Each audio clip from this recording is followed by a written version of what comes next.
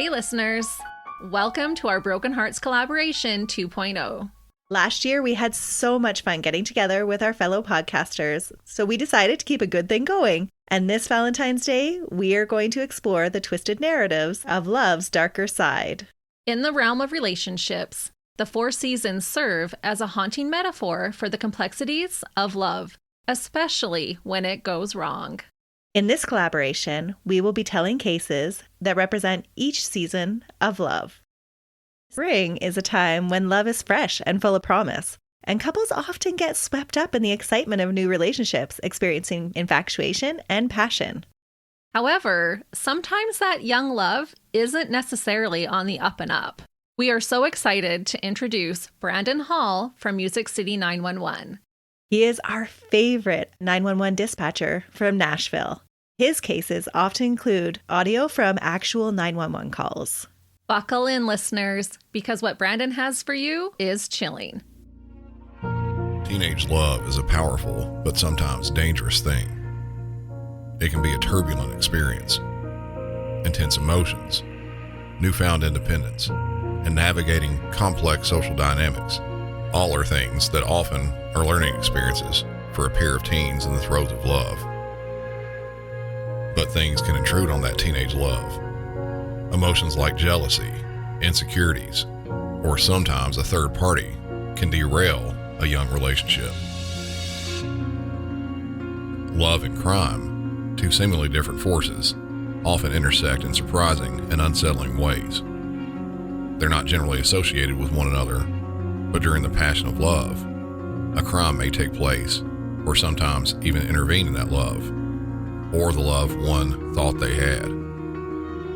The first thing you may think of is some form of domestic violence between the 2 parties. That is absolutely the most common form of love and crime. A lot of times these crimes go unreported. No one knows except those involved. People may notice signs and never say anything.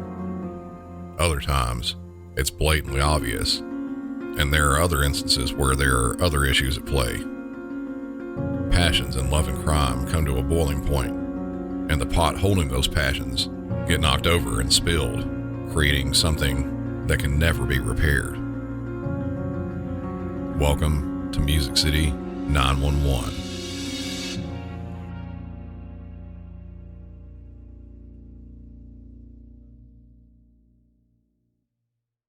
Oh my! Oh God! 911. Ma'am? Ma'am? An emergency up here on Forest Circle. On Forest Circle? Yes, What happened? Oh, looks like a dead man in the car. Right up on the hill on Forest Circle. Alright, just a second. What happened? Do you know what happened? Hurry! I don't know. I just drove by it. It's something. Hurry! Hurry! Alright. Hold on just a second. What's your name? A 911 call comes into the dispatch center in Corbin, Kentucky on August 20th, 2012. That call is something that is very infrequent there. A dead person, and from the sound of it, a possible murder. The call itself, you can hear the distress in the caller's voice, and distant in the background, another woman screaming. Corbin, Kentucky is a very small town located in southeastern Kentucky, about halfway from Lexington and Knoxville, Tennessee. There are just under 8,000 residents. Murder isn't something that happens there frequently. In 2022, there were 0 murders reported. So just 10 years prior, hearing something like this coming in on the 911 line, it was not something that would be considered a common occurrence. In a larger city like mine, Nashville, we'll get shootings and stabbings nearly every day, sometimes multiple times in one day. It's usual. So something like a death that has a possible crime related to it in a small town like Corbin, that in some years has literally 0 murders, dispatchers there would likely perk up in their seats as soon as they hear the info. The call, or at least the part that was released, had very little info in it. We know the location and that there is likely a dead man in a car, but that's about it. Shortly after that call came in, another call with a lot more info was placed. County 911. Did you come through the 1134 circle? What's going on? I just shot a guy. You just shot a guy. What did you shoot it for? He sure looks like he kill me. I'm sitting up there waiting on you. In the city? Yeah, 1134 circle. Hold on just a second. Don't hang up. Okay.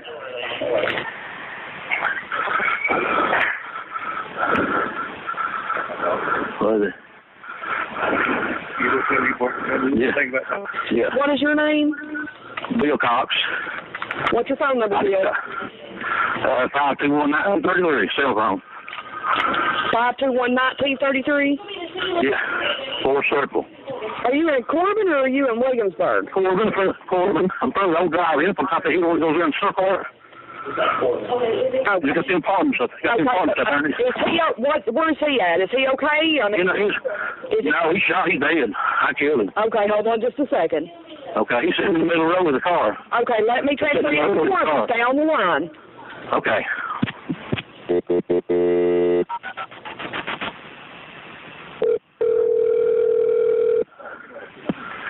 Corbin Dispatch.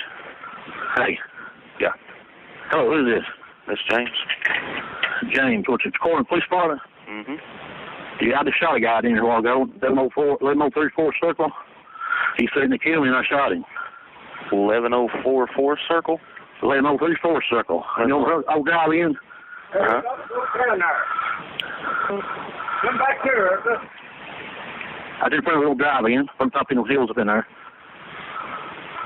Okay. What's your name? Bill Cox. He been hitting my daughter. He got killed by a daughter. He been hitting her, beating her up. And I just got tired of it. The next night, came up, I blow away on drugs and said he was killing me and all that stuff. Uh-huh. Ain't no way. He come up in the house while ago and he was moving everything out. What's his name? Ryan Abner. Can you still see him? No, he's dead. I shot him good. I'll make sure he's dead. He is dead? Yeah. I'm going to go to prison over it, but he's trying to beating on my daughter and stuff. Okay, where's your gun at? Hey, what my gun? I just borrowed off a guy. I was got behind off of him. Well, where'd you put the gun? I couldn't get back to the guy. You done give it back to the guy? Yeah. Okay, so where are you at? Are you there to let him up here? Yeah, I'm up here right now. And the guy's there with you, and he's dead? Do what? You know the guy's there with you, the one he shot? Do what? The guy that you shot, is he there at 11:03? Yeah, he's in the seat. Let's sit in the seat. Units break for emergency traffic.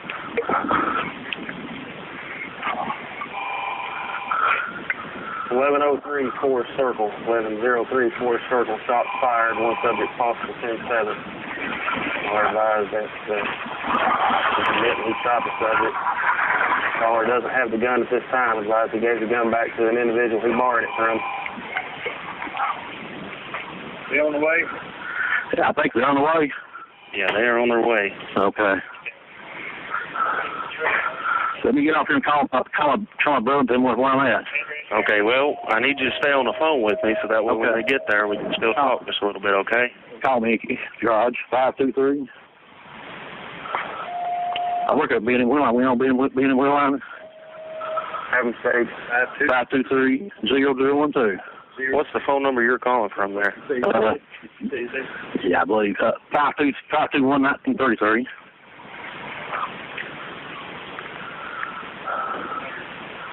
$11:03. 012. Yeah. It's good.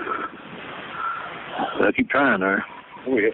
So they're going to take me to jail. Oh, well. You can Bob him try to get me out. I'll keep calling until I get hold of him. Yeah, get Bob Hams to get me out. If you can. Yeah, they're coming. They're coming. No, they're on the way.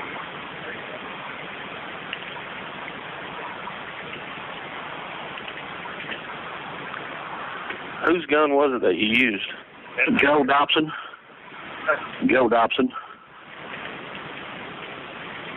Where does he live at? Just about 2 houses above where I live at there. I bought it, yeah.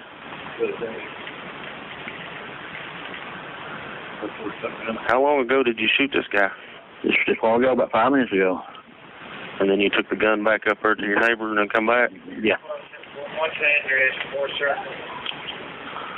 1103 4th Circle.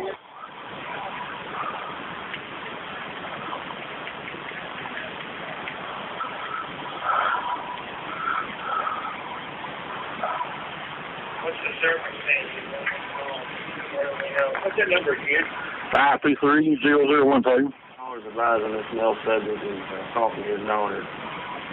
He had the pistol in his possession, was thinking about buying it. He used the pistol to shoot the subject. He's talking to several people in the background. They're all advising the subject. He took the gun back up to his neighbor's house and left it there. Went back to the residence.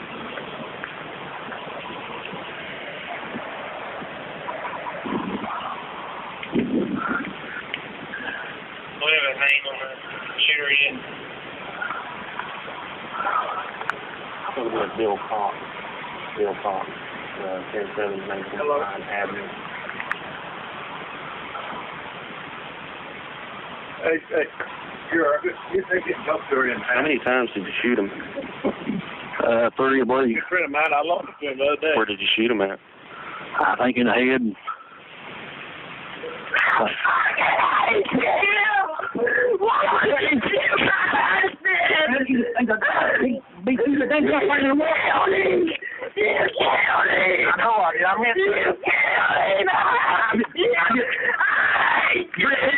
You get beat up. He never touched me alive. He never touched me. That's all right.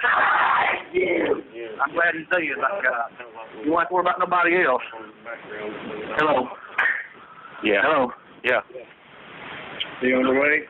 I don't know. They're supposed to be. I don't know where they got out there. They're on their way. They're coming just as fast as they can. As a dog got to beat me up because she should have killed him. But she don't know she beat him up like she beat her up 2 or 3 times. Yeah. He come back last night and she heard him holding her up, got hurt. Yeah. And she goes, I didn't hurt her, hit her leg. I didn't hit her leg. I didn't hit her. And that first show we got there, he hit her. Yeah.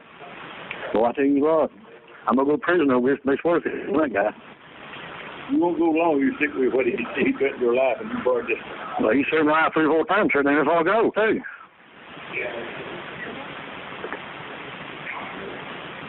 So I tell you what, we'll try to get go through later. Yeah. She is. He up there and told him back down there. I know it. Well, his mommy, daddy, his dad's a drug dealer. Yeah. They run him off.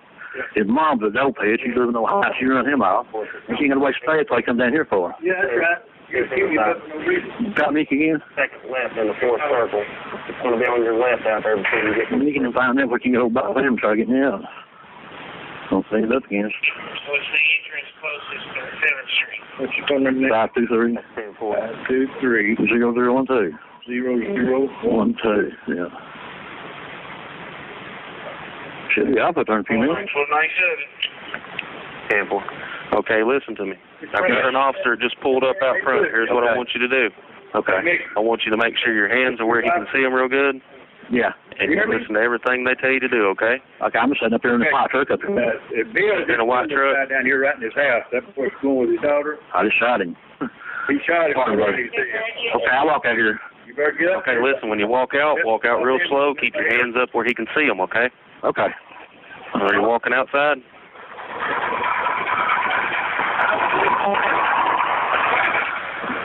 Units, I'm instructing the caller to step outside and keep his hands. Say, well, yeah, here he is right here.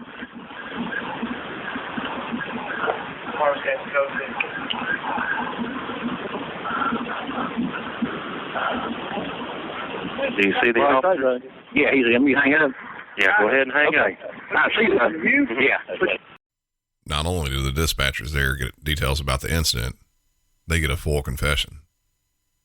The details in the call: the suspect, 56-year-old William Cox, which everyone knows as Bill, calls and says he just shot a man because the man said he was going to kill him. That man was 22-year-old Ryan Abner. Bill offers another reason in the call as to why he shot Ryan. Ryan had been beating Bill's daughter. During the call, Bill said he was likely going to prison for what happened, but it was worth it. Police arrived at the scene and after some standard investigation, took Bill into custody and transported him to the Whitley County Detention Center where he was held awaiting trial. Further details began to emerge after Bill and others were questioned about this. There had been an ongoing back and forth between Bill and Ryan. It dated back, at minimum, months. There was an ongoing feud of sorts, with Ryan dead in the middle of it. Ryan had been accused of physically assaulting Bill's daughter, Brittany, and had been doing so on many occasions. Ryan had also apparently been abusing drugs, which likely contributed to the abuse of Brittany. Bill took note of that, and several times Bill and Ryan got into it. All the arguments or more came to a head on that day in August 2012, when Bill borrowed a gun from someone else and used it to kill Ryan, shooting him 3 times, with 2 of those shots landing in Ryan's head. There were other components of this incident as well. Ryan and Brittany had a child together. During the shooting, Ryan, Brittany, and their child were all in the same car together. The woman that could be heard screaming loudly in the first call and began screaming loudly on the phone midway through the second call was Brittany. She could be heard saying, "You killed my husband," but Ryan and Brittany were not married. It wasn't even confirmed that they were engaged. Another aspect of this relationship that hasn't been mentioned yet, at the beginning of all this, I was talking about teenage love. Brittany was a teen. At 21 years old, Ryan and Brittany already had a child together. But Brittany was only 15 at that time. They had started dating, and I hesitantly say dating because of the age difference, when Brittany was only 13 years old. In Kentucky, the legal age of consent for a sexual act is 16. When they started seeing each other, when Brittany was 13, Ryan was 19. There are other aspects to this as well. Different penalties for variations of statutory rape depends on the age difference in the two participating. And statutory rape is considered a strict liability crime, meaning that force or violence doesn't have to be used. The only thing that is considered by a prosecutor is the age of the victim and the age of the suspect. Brittany would have been 14 or 15 years old when her and Ryan's child was born. That means that Ryan was either 20 or 21 years old when the child was conceived, well within the realm of statutory rape. It's not known why Ryan had never been charged with this crime. William Bill Cox went to trial in 2014. At the trial, numerous neighbors were called as witnesses. They all had the same story. They had witnessed physical abuse of Brittany by Ryan. Brittany, who was also a witness, denied anything bad had happened between them. The neighbors were also well aware of the arguments and such that had been happening with Bill and Ryan, stating that those had been going on for several months. The trial was wrapping up, and the Whitley County Circuit Court jury took 3 hours of deliberation to find Bill Cox guilty, but not of murder. He was convicted of first-degree manslaughter under extreme emotional distress, as well as 2 counts of first-degree wanton endangerment for shooting into the car while his daughter and grandchild was inside of it, endangering both of their lives. The 7-man and 5-woman jury could have recommended up to 30 years in prison for Bill's crimes, but ended up recommending 12 years. The judge, who under Kentucky state law could have reduced the recommended sentence but not increased it, agreed with the jury's recommendation. Bill was formally sentenced to 12 years in prison. As of recording this, he was not listed as still being a prisoner in the state of Kentucky. Before all this happened, Bill owned an auto repair shop.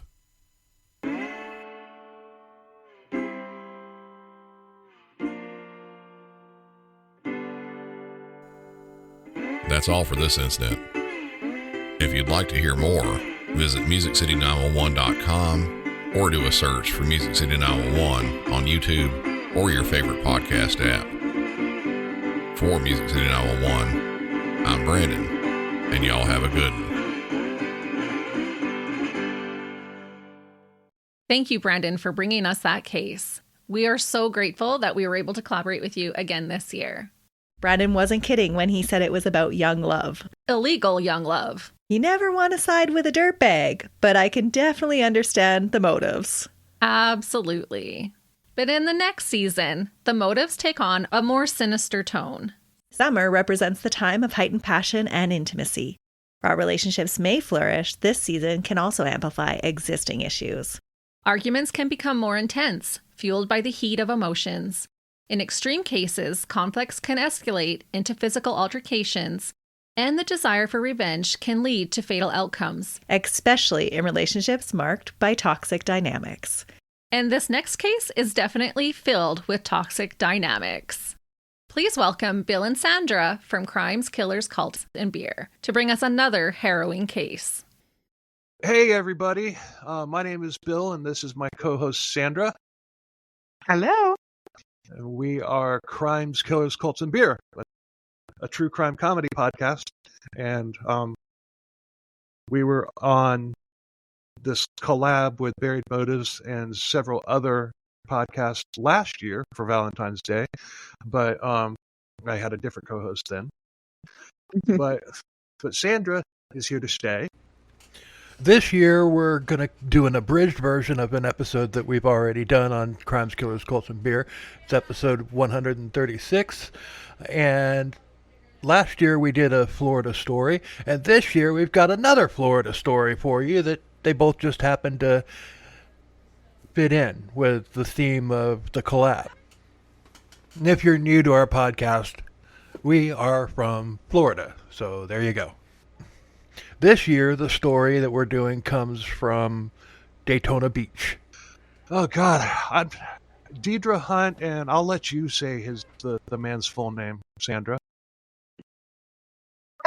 Costa Fafopoulos. Costantino, but yeah. Fafopoulos. Yeah. Fafopoulos? Yeah. So if you want to hear the whole episode, it's episode 136 on Crimes, Killers, Cults, and Beer. So we're going to get it started, and I'm going to tell part of it, and Sandra's going to tell part of it. So here we go. This is the story of a love triangle turned greedy and deadly. Deidre Hunt was born February 9th, 1969 in New Hampshire. She and her boss, what was the name? Constantino. Well, it's two different ways in some of the notes. You have Fotopoulos and you have Fofopoulos. So I'm not sure if it's a T or an F. So we'll just say Fotopoulos. We'll just call him Costa. Costa. But she and her boss and former lover, Costas, murdered two boys and tried to murder Costa's wife as well in a murder for hire / insurance scam. So Lisa and Costa, Fotopoulos, they were well known in the area, and on the outside, they were just friendly people who were community minded. They were wealthy, and they owned pretty much everything on Daytona Beach's boardwalk. And Costa had immigrated to the U.S. for college to basically chase the American dream. He wanted to become a self-made man, which we love here in the United States. And Lisa was born in the U.S. To another well-known Greek family, and I'm going to butcher this name, I'm sure, the Paspalakis family. And her father had immigrated to the U.S., got into real estate, and he basically did very well for himself. Old school Greeks believe in arranged marriages to strengthen the family. She was married to Costa, and they quickly became a popular power couple. Costa was friendly and loved being the life of the party. He was obsessed with being seen and recognized. Lisa's father died in 1988, and Costa and Lisa moved in with her mother to take care of her, which was an old Greek tradition. Costa and Lisa also acquired all of her dad's businesses, which made them the most power couple in Daytona Beach. Although successful, they weren't a happy couple. Like I said, it was an arranged marriage put strictly together to bolster the family. But deep down, Costa wanted it all for himself and only for himself, and greed was definitely a motivating factor for him. So one day, he noticed a vacant bar on the boardwalk and he wanted it. He went to another bar owner that he knew named Tony Calderoni and basically convinced him to invest and they would be partners. And Tony agreed and Top Shots Billiard Parlor opened. Top Shots became a top spot for transients and young people of the place, and the place also became known as Costa's Spot.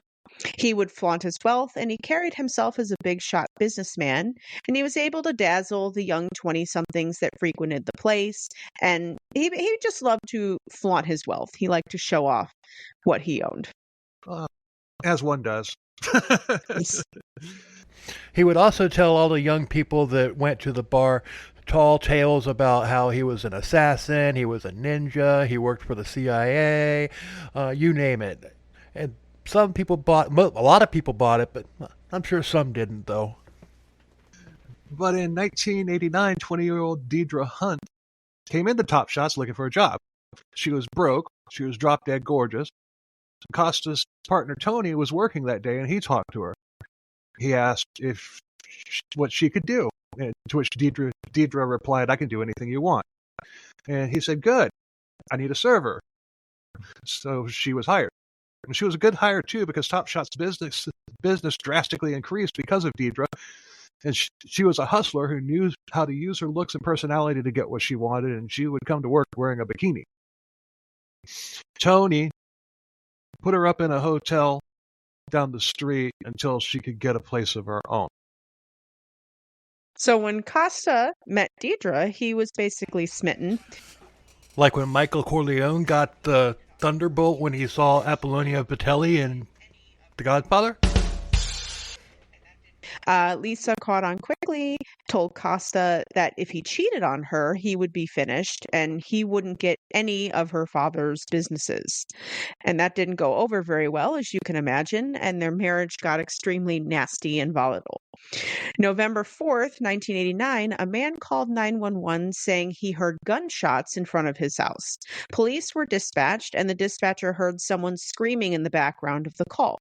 A woman was heard screaming that she had been shot, and an ambulance was also sent to the destination.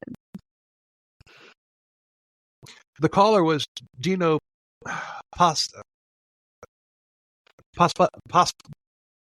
Apocalypse? That's it. I don't know. Apocalypse? Apocalypse. Lisa's younger brother, who also lived in the house with them. According to Dino, it was Lisa who had been shot. And when the police got there, they could still hear a woman screaming. And it turned out that Costa had actually been the one that told Dino to call 911. Police found Costa with Lisa, who was bleeding from a head wound. And he said that the two of them had been asleep and they woke up when there was a gunshot in the room. There was an intruder standing over by Lisa. And Costa had grabbed his gun and shot the man 5 or 6 times. And there was, in fact, a young man face down on the floor, dead with gunshot wounds. So police determined that it was an armed robbery gone wrong, and Costa reaped the rewards. The whole city was calling him a hero, and you know damn well he was eating up every bit of that attention. Lisa survived. The robber turned out to be 18-year-old Brian Chase. He was someone who helped out at Top Shots, and they paid him under the table. Police began the investigation thinking that Chase had fingered Costa specifically because he was rich. It wasn't a random robbery. A sliding glass door had been broken, and they figured that this was how Chase had gotten in. You think Brian Chase had a brother in Sacramento, California named Richard? Probably not. November 7th, an anonymous call came into the police department. The caller was talking about the shootings of Lisa and of Brian Chase. He said that he had been offered money to kill Lisa. And who do you think offered the money to kill Lisa?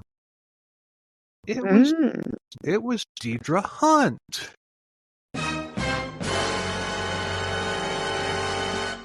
He said that she had been having an affair with the owner of Top Shots. The police brought Deidre in for questioning. She wanted to talk. She told them that if she did talk, Costa would hurt her. Deidre finally started talking, and she said that it started out that they were friends, but they were sleeping with each other and it wouldn't be too long before Costa was saying that he loved her. And at that point, they had only known each other for about 3.5 months. Deidre knew that he was married to Lisa, but she didn't care. They had come up with plans to kill Lisa so that they could get married. She also said that Lisa had a $100,000 and a $250,000 life insurance policy. With murder as a double indemnity option, the policies would double, making it a $700,000 payout. Deidre said that she recruited Brian Chase and offered him $5,000 to carry out the hit. She gave him the gun and told him to fake the robbery and to kill Lisa and to do it yesterday because that is what Costa wanted. Deidre knew that Chase was never going to make it out alive, and the plan that she had with Costa was that Costa would just simply kill Brian in self-defense, which he, of course, did. You know, what's the first rule of an assassination? Kill the assassin. She was telling the story like me as a podcaster telling it. She had absolutely no skin in the game, or like she was describing a movie plot. Then, from out of nowhere, Deidre blurted out that she and Costa had killed a boy in the woods a couple weeks earlier. It was 19-year-old Kevin Ramsey who had used to work for Costa, and Costa was mad at him and wanted to kill him. Costa told Kevin to come with him and Deidre to do some type of initiation, a hunter-killer club that he was part of. Basically, Robert Hansen. He backed this up with his paid assassin story, and he claimed to have killed 8 people professionally at that point. They were going to take him out into the woods, tie him to a tree, and shoot at his feet. And if he could take that and not freak out, then he was in the club. This would also lead to Kevin getting a career in the CIA. Sounds legit. Yeah. Kevin agreed to do this. Deidre, of course, was using her sensuality, and likely that helped convince him to do it. Oh, boy. Once he was tied up, Costa handed Deidre a .22 with a silencer and walked away. He pulled out a video camera and told Deidre to shoot Kevin, and she did, 3 times in the chest, once in the head. Deidre even took police to the spot in the woods, and they found his body there still tied to the tree. Deidre was then arrested and charged with murder, and when she was arrested, she was actually shocked that she was actually being arrested. Like, she helped them out. She cooperated, did all that stuff. But she took the police to the body, for crying out loud. Girl, you committed murder. Costa was also arrested, and he agreed to talk. And he said that he loved his wife, and he would never, ever cheat on her. He denied being involved with Deidre at all and said that Lisa had no plans and no reason to even think about divorcing him. So they had more than enough evidence to convict Costa, but by that time, Lisa was already aware that Costa had been having an affair. Someone had called her in October and told her. That someone was the wife of Tony Calderoni, Costa's partner. Lisa had decided to file for divorce, which meant that Costa would lose everything.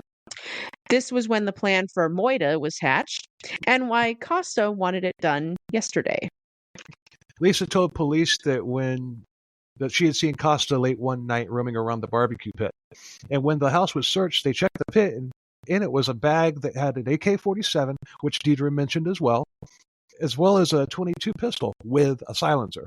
But one thing they hadn't found yet was a videotape that Costa had made of Deidre killing Kevin Ramsey. But when the garage was searched, the videotape was found. The person filming was never shown, but it was later matched to Costa's voice. The video then cut to Kevin Ramsey tied to a tree. Deidre then took out the .22 and fired the first 3 shots. Kevin screamed in pain, and Deidre then grabbed Kevin's head with one hand and shot Kevin in the head. Freaking cartel execution style. Seems like she's done this before. In court, Deidre was charged with the murder of Chase, charged with the murder of Ramsey, and charged in the attempted murder of Lisa. She pled guilty to avoid the death penalty, but she was sentenced to death anyway. Costa pled not guilty, and he swore he had nothing to do with any of this. He was the innocent victim here. It wasn't me. But since he pled not guilty, that means he was going to trial. On October 8th, 1990, Costa's murder trial began, and Lisa testified against Costa. His testimony sealed Costa's fate. It illustrated a motive for the murder scheme. The affair, and Lisa literally saying that Costa would lose everything. He wanted to get her out of the way so that he could take the $700,000 on the 2 double indemnity insurance policies and inherit her family's wealth. Deidre even testified against Costa. She nailed him to the wall, making him out to be the mastermind of the whole scheme, and said he was very controlling in their relationship. She claimed that she had been brainwashed by him. It also came out that Costa inflicted ritualistic torture on Hunt by cutting her with razors, sucking her blood, throwing knives, burning her with cigarettes in an iron, poking her with needles, and threatening her with a gun. But during the trial, other things came to the surface. Kevin Ramsey had seen Costa using counterfeit money. He tried to blackmail Costa about it. Costa, having Deidre shoot him on camera, gave Costa dirt on Deidre to make him able to force her to do whatever he wanted her to do. And that also makes sense about him filming it. It wasn't me. Yeah, so let somebody who you tried to blackmail shoot at you. Makes sense. Right. But Costa took the stand in his own defense. He said that he was well within his rights to shoot Brian Chase, who tried to murder his wife, and he's right. If it hadn't been a staged murder. The voice on the videotape was also verified to be Costa by 6 different experts who also all testified. It wasn't me. On October 25th, 1990, the case concluded and the jury returned with the verdict. 2 counts of premeditated murder, guilty. Attempted first-degree murder of Lisa, guilty. Conspiracy to commit first-degree murder, guilty. He was sentenced to a date with old Sparky. Good old Sparky. He's still available. Inmates can choose to be electrocuted if they want to be. Again. So he's sitting there waiting, patiently, waiting. Dreaming that someday, sometime, old Sparky will be able to devour a convict one more time. And it'll happen, too. Eventually, somebody will request old Sparky. And when that happens, it'll make news. In 1995, Deidre appealed her death sentence and won the appeal. She got a retrial but was found guilty again and was sentenced to life without parole. Costa was initially scheduled to be put to death in 2008, but appeals got it pushed back. And as of 2023, he's still on death row, and no new date has been set. He's at Rayford Prison in Stark, Florida. And that's our abridged episode. Thanks, Sandra. That was fun. Thanks for listening, everybody. Thanks to Christy and Melissa of Buried Motives for putting this whole thing together again this year. We're happy to be part of it. Check us out, Crimes, Killers, Cults, and Beer. We're on every Spotify or on every streaming platform, and as well as on YouTube. We have videos. And if you want to hear the unabridged episode, it's episode 136. So thanks a lot for listening, and y'all have a happy Valentine's Day. Have a great Valentine's Day, everyone. Bye. Bye. Wow, that case really was full of toxic dynamics. So many different avenues to explore in that one. For sure. If you want more information, go back and listen to their full episode. But that brings us to autumn. And as relationships enter the autumn phase, couples often face challenges that reveal deeper issues. This season can bring about feelings of betrayal or abandonment, especially if one partner seeks solace outside of the relationship. The emotional turmoil can push individuals to desperate actions, especially when they feel that they have no other option to get what they want. And that is definitely the case with the tale that we'll be bringing you today. Melissa already told this case on Buried Motives. It's titled Best Friends and Broken Hearts. She's going to give us a rundown of what happened during this case, but if you want all of the details, please go back and take a full listen. Oh, you will definitely want all of the details, because it's not too often that a porcupine gets blamed for murder. Yes, I was so stunned when I found out that a porcupine got blamed. And people believed it for so long. It's true. When I first heard this case, the sequencing of the crime was so confounding. It had me reenacting the crime with my husband to try and understand the evidence. At the time, it was a first in our house. I may have done it a time or two since. I feel like lately I've been choosing a lot of cases where it wasn't an open and closed case. It took a while and some deep digging to find this dirtbag. But this one really should have been closed right away.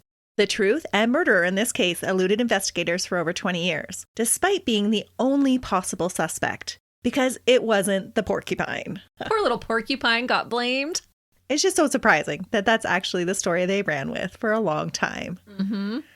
On the morning of June 2nd, 1976, two friends, Marty Dillon and Stephen Schur, headed out to Marty's family's hunting camp. The two belonged to a club called the Wednesday Afternoon Club. The Wednesday Afternoon Club. That sounds exciting. Yeah, can you guess when they met? Wednesday afternoon? You got it. It was a club that met on Wednesday afternoon and gave the men an excuse to shirk off their demanding careers for an afternoon to relax and enjoy some male bonding. Often this bonding involved drinking and shooting guns. This particular Wednesday, the club's attendance was looking a little sparse. It happened to be just Marty, 31, and Stephen, 36, that headed up to the Gunsmoke Retreat in Susquehanna County, just outside of Montrose, in Marty's BMW around 3 p.m. At some point during the second round of skeet shooting, Stephen decided he needed a smoke break. He loaded his 16-gauge Winchester pump-action shotgun so that it would be ready for him when he got back, and he placed his gun in a stand about 120 feet from the skeet shooting area. Marty, around this same time, unloaded his 20-gauge shotgun and leaned it against a tree. How the story would later be told was that no sooner had he done this, that Marty saw a porcupine, and he grabbed Stephen's gun and started running in pursuit of the animal. In his pursuit, he tripped over a loosened shoelace and fell on the gun, causing it to go off, shooting himself in the chest from close range, all because a porcupine had seemed like a good target. His injuries were catastrophic. There wasn't much that Stephen could do, even though he was a doctor. Stephen took off for help at a neighboring house and then quickly returned to the scene where he was overcome with emotion. He quickly picked up the gun that had shot his friend and swung it like a baseball bat by the muzzle, smashing it to pieces. Destroying evidence. That's right. All the time he was doing this, Stephen screamed out in front of others, "That gun would never kill again." It took until 7:25 p.m. that night for the coroner to arrive at the scene, and Marty was pronounced dead. He left behind his wife and two small children. Sad. It was. The next day, a preliminary autopsy was done, and the officials signed off on the original ruling that had been made at the scene the night before. Marty had died from an accidental, self-inflicted gunshot wound. Stephen, grief-stricken, acted as one of Marty's pallbearers. It was a hard time in his life. His best friend had just died, and a couple of months after that, his divorce with his wife Anne was finalized. So it seemed like a good time for him to start over again. Stephen left Montrose and moved to New Mexico, where he had previously lived and practiced medicine. Patricia, or Pat, Marty's wife, and Stephen kept in touch after the move. Shortly after Marty's death, she too moved away. Only it wasn't to New Mexico. That's what everyone was thinking. That's right. She actually moved to Philadelphia with her two children. For Pat, it too was a particularly hard time.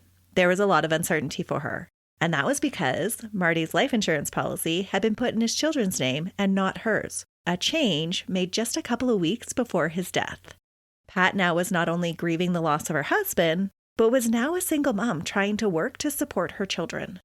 During that time, she felt that Stephen was one of her only friends that truly understood what she was going through. So, when her long-lost friend showed up in Philly 2 years after Marty's death in 1977 with groceries for her and the kids, it was a natural progression to start dating, according to Pat. We all know this is hogwash, but we're going to get there. But I did think this is not an uncommon situation when you have kind of a trauma bond.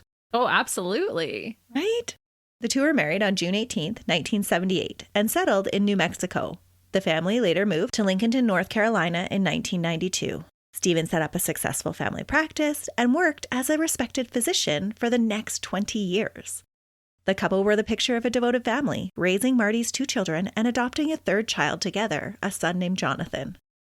Marty's parents, Larry and Joe Dillon, weren't happy about who was now acting as the father figure for their grandchildren. Larry, the mayor of Montrose in 1976, had never bought the accidental shooting story. He believed his son was too experienced of a hunter to ever run with a loaded gun. And untied shoes. Right. To Larry, this whole story just didn't add up. Plus, he, like everyone else, had heard the rumors circulating around the town at the time of his son's death. Back in 1971, Marty Dillon was a successful up-and-coming lawyer, and he had befriended Dr. Stephen B. Scher, who was new to town. Stephen Barry Scher was born in Toronto, Ontario, Canada, on May 10, 1940, but later moved to Michigan and would become a U.S. citizen. He was a smart man and attended the University of Michigan, where he studied biology before pursuing a career in medicine. When he was a second-year student at the University Medical Center, he married his wife Edna, or Anne Elias, a bacteriologist, on June 9, 1963. Usually we dig deep into a dirtbag's past, but in this case, it didn't really play into his motives. By all accounts of Stephen's personality, he was a charismatic man used to getting what he wanted. In 1971, he and his wife Anne had recently moved to the Pennsylvania area to start a new medical practice. The clinic was out of the Montrose General Hospital, where Pat Dillon worked as a registered nurse. As the new doctor on the floor, Stephen was a striking figure, standing 6'1" and 245 pounds. And he's a doctor. Yes. The two men were introduced through Pat, and they hit it off. They held similar interests in hockey and hunting, and it wasn't long before Marty was inviting Stephen to the men's club. Their friendship continued to grow into a family affair. Marty and Pat and Stephen and Anne enjoyed spending time together, and the families would even vacation together. But it wasn't the only time Stephen liked to spend with Pat. Stephen began to arrange his schedule to match Pat's at the hospital, and it didn't take long before the rumors started to fly, as early as 1972. Oof. Yeah, barely a year after the new doctor had come to town. One witness would later say that patients were made to wait over an hour while the two were locked in an examination room together. A whole hour? That is not what you consider a quickie. No. You don't take your time at work, people. Well, apparently they were. And the rumors weren't just at the hospital or from unreliable sources. Stephen's car was often seen visiting Marty's house when Marty wasn't home. Even the poor paperboy got mixed up in the rumors and had his own story to tell. And to get that story from the paperboy, you're going to have to go back and listen to the original episode. Yeah, that poor paperboy, what he walks into. He was not being paid enough. No. The rumors were prevalent enough that Anne did hear about them, but she brushed them off at first. Then, on one of the couple's family vacations to Colorado around 1974, Anne began to suspect that some of the rumors that she had been hearing around the office were true. Her suspicions were met with gaslighting from Stephen. He blamed her own insecurities and tried to pull the wool over her eyes, even going to the extent of treating her with antidepressants and tranquilizers because she was just a crazy, jealous wife. What a dirtbag. Yeah. She came to believe that Stephen was trying to actually encourage her to kill herself, and that realization had her seeking a way out.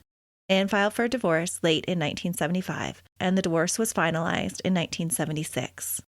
It was a very messy divorce, with lots of blaming and he said, she said. In actuality, it sounded like the truth was closer to what she said he actually did. But Stephen was a crafty dirtbag, and most believed his version of events.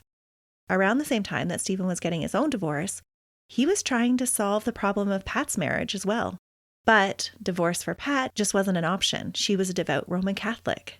Yes, an affair was okay, but divorce would be scandalous. Mm-hmm. Maybe not that the affair was okay, but a lesser sin than divorce. Yes, that's how she felt. It sounded like Pat called off the supposed affair. And I say supposed affair because it was all just rumors and hushed whispers at this time. Nobody was actually confessing to anything. The rumors circulated, though, enough that after Marty's death, his dad Larry kept digging and prodding into his son's death. The investigation was reopened by District Attorney Snyder at the encouragement of Larry in early 1989. But after a panel of experts deemed that an accidental death could not be ruled out, Snyder conceded that there was insufficient evidence at the time to prove that Stephen had done anything wrong. During this first revisiting of the facts, first responders were called at the scene that Marty had been found laying on his back with blood pooled on his left side. His hunting goggles and earmuffs were on a stump about 5 to 6 feet away and had blood on them. Pictures and evidence from the scene showed that Marty's arms were outstretched and his chest was saturated in blood. He had blood spatter on his boots, but none on his ears or his eyes, where the ear and eye protection would have covered if they had been on. and there were streaks of blood indicating that they had been removed after the shot. Marty's left 8-inch high hiking boot was found to be untied at the top. The 3 top hooks were unlaced, but the laces were still pulled snug, and his pant leg was elevated over the boot. Under Marty's left hand were broken clays. There was no blood on the inside or the outside of the barrel on the now broken gun. And if it had been shot at close range, like Stephen had said in his account, you would expect there to be blood on the barrel of the gun. There would have to have been. If it was shot from close range. Yes. And upon review of the case, investigators noticed that the ammunition that was discharged was not one typically used in skeet shooting. Larry also learned that the cause of death had never been fully investigated thoroughly because the chest wound had already been sewn up by the funeral home prior to the supposed autopsy.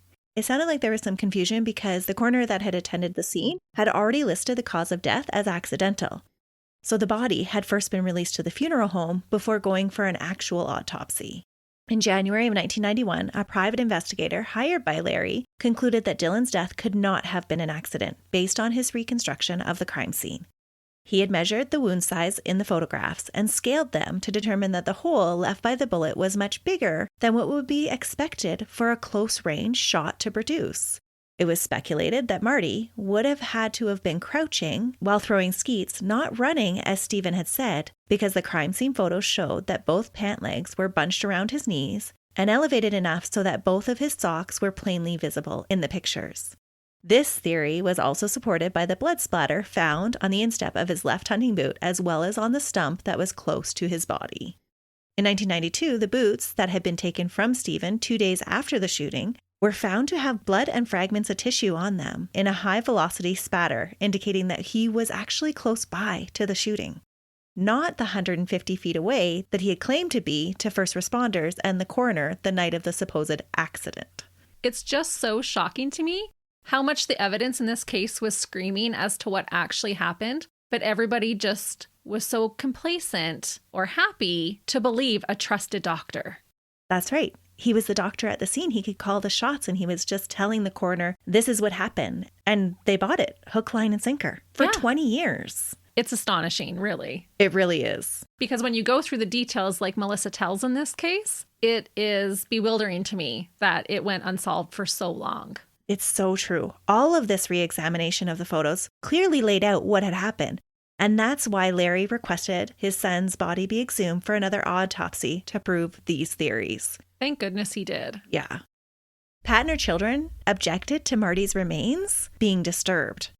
During the civil suit over the right to have the body exhumed, both she and Stephen denied having any relationship prior to Marty's death. But it just doesn't seem plausible that you would not want to know the truth, even if it had been 20 years later. Especially if you are saying you did not have an affair with this man, and then to find out that there's a possibility this man that you've been sleeping next to for the last 2 decades and has helped raise your children could have actually murdered your husband. Right. But Pat just could not wrap her head around that being a possibility. Or she already knew deep down. Part of me thinks that that might be the case because why would you deny the relationship? Right. Despite Pat's objections, on April 29th, 1995, Marty's well-preserved body was exhumed. The bullet wound they found did not jive with Stephen's story. The scalloped edge of the wound indicated that the shot pellets had traveled through the air because they had started already to spread out. The angle of the wound was also completely wrong for a gun that had been dropped and gone off accidentally. The bullet trajectory was on a downward angle. On June 26, 1995, Marty's death was officially declared a homicide. That day, the state police named Stephen as their main suspect. The next day, Stephen returned to Pennsylvania and held a news conference in Scranton challenging the police to charge him. Oh, that's a confident dirtbag right there. During the press conference, he actually said, quote, "Arrest me and let's get on with this trial so I can forget about the last 19 years. That doesn't even make sense. No, what an odd thing to say. Yes. But it is just what the police did on June 20th. Stephen was sent to Susquehanna County Prison, and bail was set to $750,000. Pat's family members put up their houses for collateral for the bond. They all believed in his innocence. Pat refused to believe that Stephen had anything to do with Marty's death.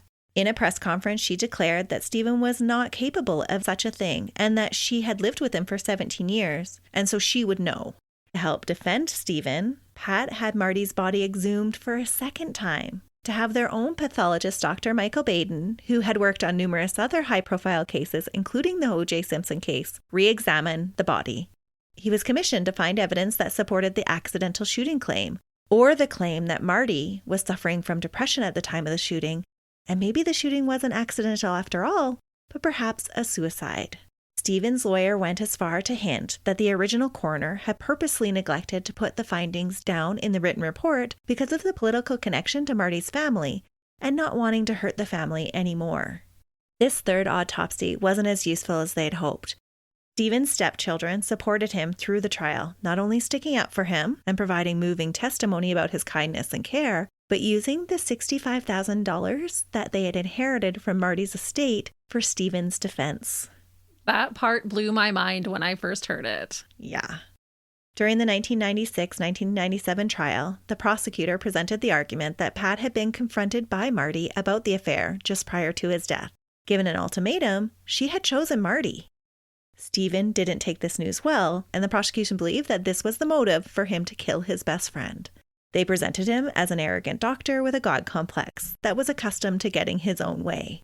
The prosecution pathologist walked the jury through why he believed that Marty had been shot from several feet away while in a crouched position. They argued that had Marty been running with an untied shoe, it would have worked the laces farther down loose. There was no porcupine he was chasing. And if he had tripped on the shoelace, there would have been an imprint and probably dirt embedded into that shoelace. That's right. Instead, there was only blood. During the trial, Stephen decided to take the stand. Feeling the need to explain away some of the evidence the prosecution had presented, he changed up his story. In his original statements to police right after the accident, he said that he and Marty were discussing a particular rumor that was going around, and he was considering leaving town because of it. He said at that time that Marty had called him a chicken and not to worry about small people talking. Now on the stand, he changed his story. Stephen changed from his original story to say that Marty had confronted him about the affair. Marty had said that Anne had come to tell him that Stephen had said that he loved Pat. Stephen said he had come clean and told him that he was having a physical affair, but not a love affair. In his testimony on the stand, Stephen said that he had pointed out to Marty that it was as much his fault as anybody else's. And that's when Marty lost it and a fight broke out between the two of them. Marty grabbed the nearby gun and Stephen had to defend himself, so he grabbed the gun too. And that's when the gun went off and Marty was shot accidentally as the pair struggled over the gun. Stephen admitted that he had untied Marty's shoes in an attempt to make the story more believable and that there had never been a porcupine. When asked why he had never fessed up in the 20 years that had passed since the shooting, he said he was trying to protect his family from the pain and the truth. The trial became a battle of coroner reports and expert opinion on whether this fight was actually possible. After 6 weeks of trial, Stephen was convicted on October 22, 1997 of first-degree murder and sentenced to life in prison. He appealed almost immediately, and he would be successful. His original appeal was granted, and his conviction was reversed on June 7, 1999. Ugh. And just like that, he was freed from prison, as long as he posted a bond and checked in with his parole officer daily. He was made to do this because the courts believed the prosecution would be fighting the appeal ruling, and that was definitely the case. At the time of Stephen's release, Pat, despite facing her own legal issues now because it was determined that she had lied during the civil suit, made a statement saying, quote, "Sometimes it's hard to believe in miracles, but we have one, and I am thankful." The two returned to living a quiet, comfortable life in the suburbs, for a time at least. The decision on his appeal would be overturned, and Stephen would be ordered back to prison in 2002. In 2004, the court ordered a new trial to be held to determine if Stephen was guilty of first-degree murder of his best friend.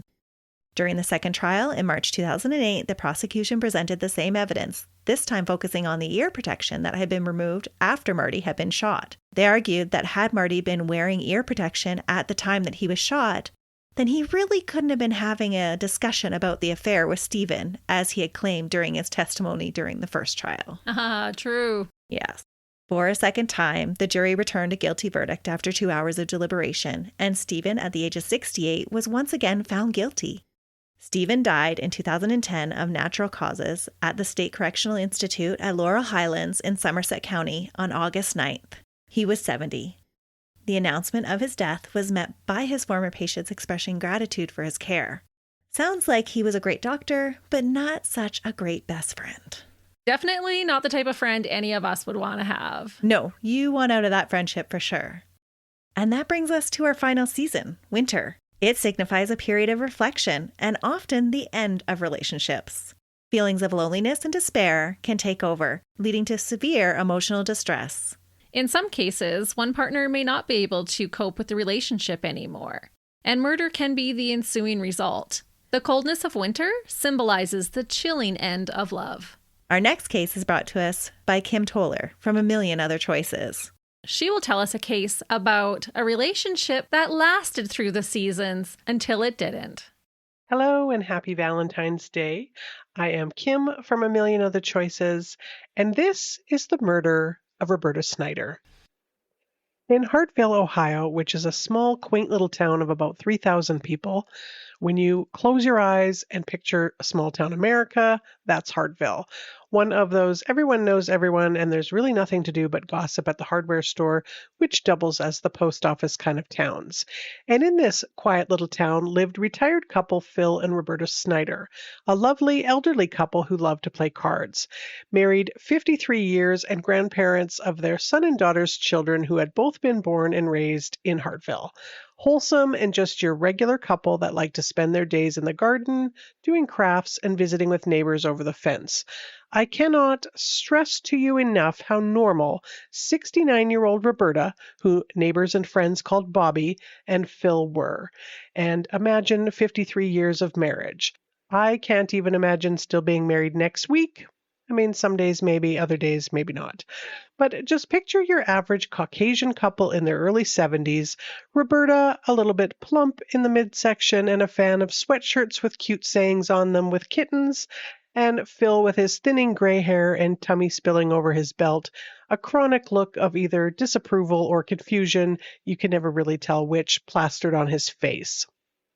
But in her 69th year in 2017, Roberta and Phil were devastated to learn that Roberta had cancer, and it was terminal.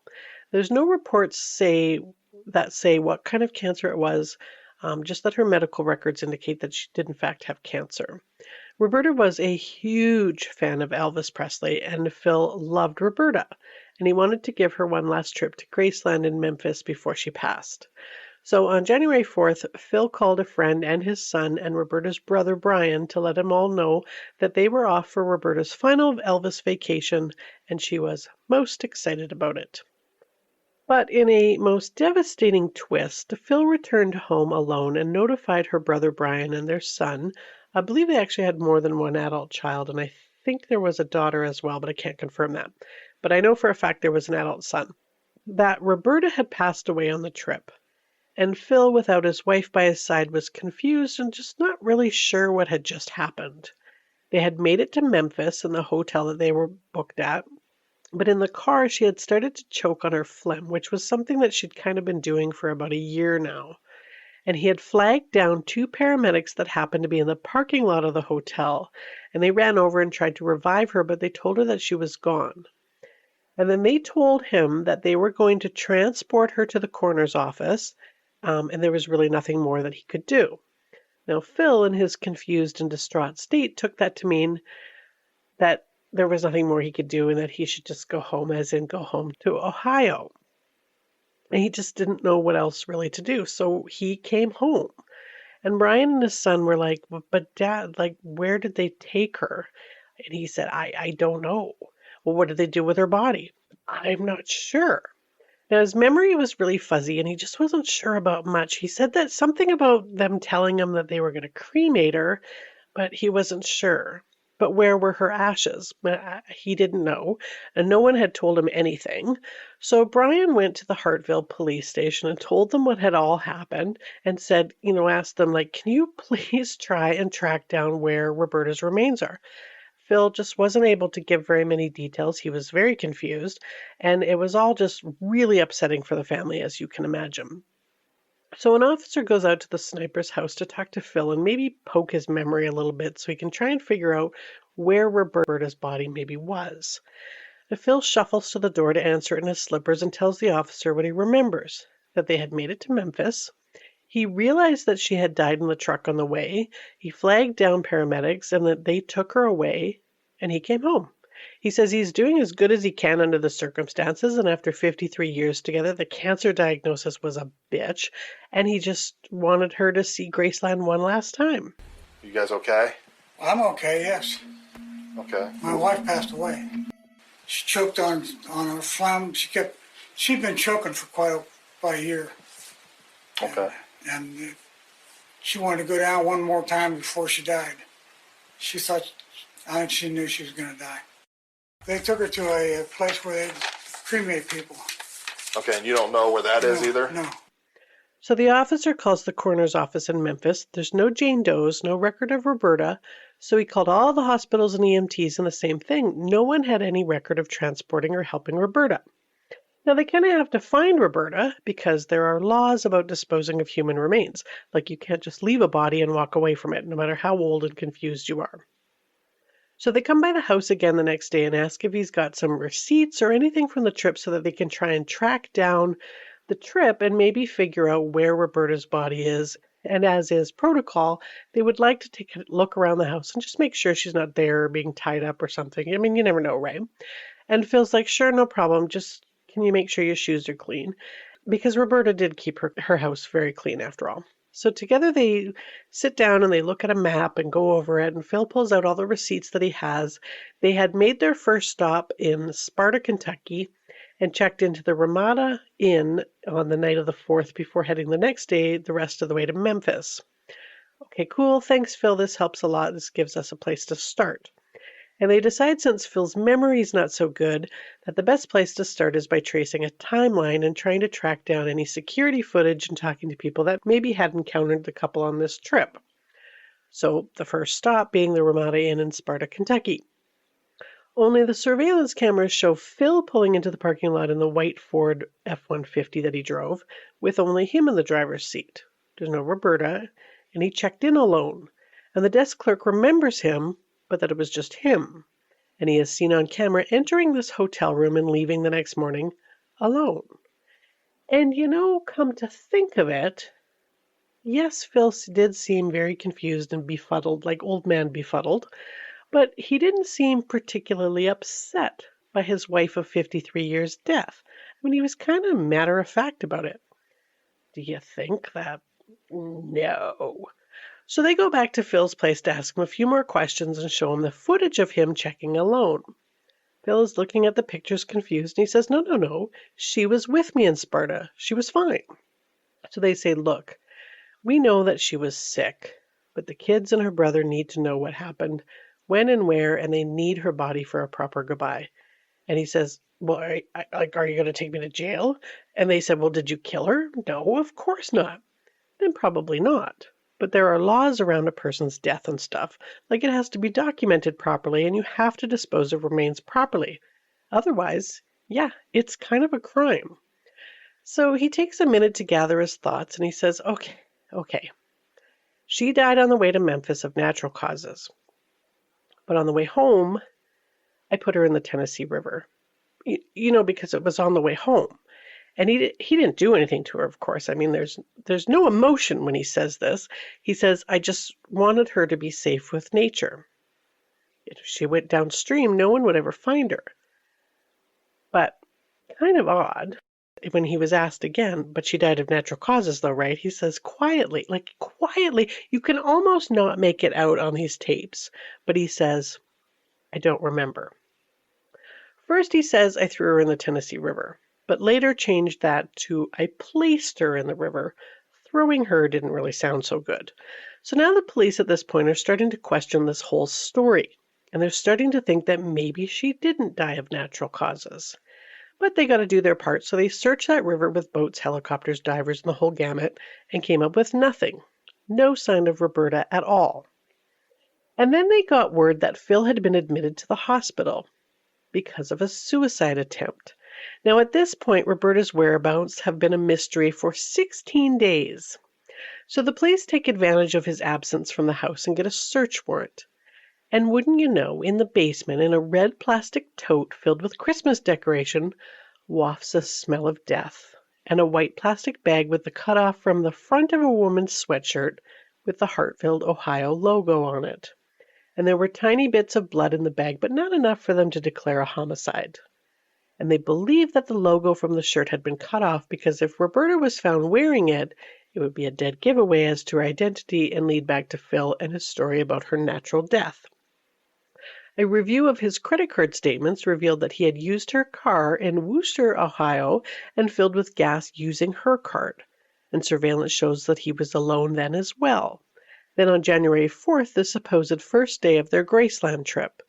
So this time, Phil was talked to at the hospital where he had been admitted to the psych ward due to the suicide attempt, questioned about being alone in Worcester, and he still claimed that she died on the road. And the case kind of went cold because without a body and nothing to conclude that she actually was murdered, but detectives were not giving up on this case. And by now they were pretty convinced that none of the 73-year-old Phil's story was true at all. Then enter Joan Bauer, a new officer to Hartville with a background in undercover work. She says she's pretty sure that she can get this guy. So she studies him a bit, gets to know his patterns, which wasn't really much of a pattern, more like a routine of coffee at a fast food restaurant, trotting it up with the locals. So Joan saunters into the Burger King one day and asks, is there anything to really do around here? You see, she says she's from Cincinnati, her name is Missy, she's in town taking care of her sick mom, and the lady that takes care of her during the day, she's not a big fan of her, so she needs to get out. And she can't wait to get out of this hick town. And Phil, being, I don't know, old and from the area, starts to chat her up. Just friendly, well, there's a park over there, there's a Walmart over here kind of talk. But it's a small town, so wouldn't you know they keep running into each other. And so they build kind of a friendship, meeting at the Burger King or at the Wendy's, playing some cards and just shooting the breeze.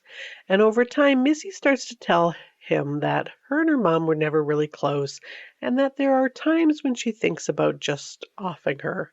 LOL, just kidding, ha ha ha stuff. And he starts to tell her things like, well, you know, there are ways to kind of speed up the process for your mom, you know, to help you get back to Cincinnati a little bit faster. And Missy, aka Joan, is fascinated by this. Oh yeah? Tell me more. Is that what happened to your wife? I'm dying to know what happened to her. But before he tells her what happened, he says, you know, because I'm getting old and I might go to jail at some point, you and I should probably get married. 1, you can get my pension, and 2, you can't testify against me. And then he finally spills the tea. Now, this is just a maybe scenario, of course, a musing of what could have possibly happened. He asked around to some guy about the dumpsters behind the Wendy's, what happens to them. And this wouldn't really arise suspicion, a grown-ass man asking what happens to dumpsters, but it did bolster his identity as a man with possible dementia. Anyways, the contents go to the dump, of course, and get buried under a heap of other garbage. Seems Phil had had enough of his wife of 53 years and was fed up. I guess the thought of, after 53 years, having to make your own grilled cheese sandwich and wash your own socks because your loving wife is sick could kind of wear on a soul, I guess. They had had an argument on January 2nd, 2018, and she had slept on the couch as a result. The next morning, he went out for his normal coffee chit-chat at the Wendy's, came back home to find that Roberta was still sleeping on the love seat. So, like you do when you find your sick wife of 53 years napping, he put a shop cloth gently over the side of her head without waking her and bonked her on the head with a 2-pound mallet. Bonked. That's a direct quote. I bonked her in the head. He then tied a plastic shopping bag over her head to keep him from getting blood everywhere, wrapped her in a tarp, gathered up anything with blood on it, like the pillow, the mallet, and the lampshade, crammed her into a Rubbermaid bucket, threw all of it, including Roberta, into the back of his pickup truck, and made the trip to Memphis, dumping various whatnots of evidence in places along the way. Now, just a scenario, of course. Can you imagine a hammer this big and this big around? Like a mallet? Yeah, 2 pounds. Okay. Just scenario. Right. Say I bonked her in the head. Right. And her tongue came out. Just scenario. Right. And I put a bag over her head. And with that, the police entered the Burger King and arrested 73-year-old. You gotta be kidding me, disbelieving Phil, who could not believe that he hadn't gotten away with it. Phil made a deal and pleaded guilty to aggravated murder, abuse of a corpse, and tampering with evidence in exchange for a 20-year sentence with a chance of parole in 2038. He will be 93 then, if he's still alive. He's serving his sentence at Richland Correctional Institution in Ohio. As part of the deal, he had to show them where he put Roberta's body, and he led them to a bar and grill in Bullitt County, Kentucky, and pointed to a green dumpster out back. Roberta is believed to have ended up in the landfill and buried under a good 8 feet of garbage. Now, sadly, it would have cost the county several $1 million to try to locate her, so she has not been recovered and given a proper burial. And that was the crazy murder of Roberta Snyder. And you know, I couldn't find one report or anything that showed that Phil had any kind of criminal past or wasn't well liked in the community, or that there was any reports of the relationship between Roberta and Phil being volatile, anything like that. They were just your very normal, average small-town couple leading quiet lives. And it wasn't even that he didn't want to see her suffer. In his words, he was just fed up. He didn't snap, just had enough of being married to her. Wow, Kim. That was the perfect case to end on at the end of our seasons. It's shocking how someone can make it through all the seasons of love and then after 53 years just have enough. It certainly was a cold reality and a cold heart that would do that after 53 years of marriage. Cold like a Canadian winter. Yes. And that brings us to the end of our Broken Hearts Collaboration 2.0. We want to wish everyone a very happy Valentine's Day and a heartfelt thank you to all the other podcasters who decided to join us this year. We've enjoyed this immensely, and we hope our listeners have too. Please take the time to check out everybody's podcasts. We'll have the links in our show notes, so please feel free to check everybody out. Again, I'm Christy. And I'm Melissa. And we're the hosts of Buried Motives. And we'll be back again next week with a brand new case. Until then, see ya. Bye.